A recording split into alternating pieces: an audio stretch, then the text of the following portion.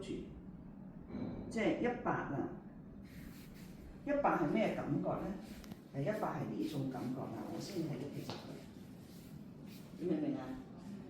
即係練功咧係練呢樣嘢，我並不是話我要 hold 好耐或者點樣樣，我定咗我真係100啦，我先係拎起隻腳。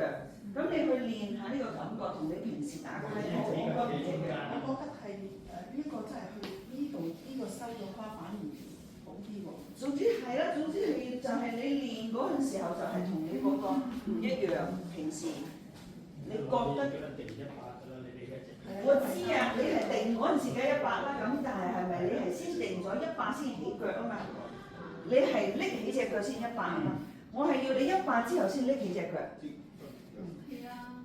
係啦，你要揾到個100先拎起隻腳，咁你打拳係咪慢咗？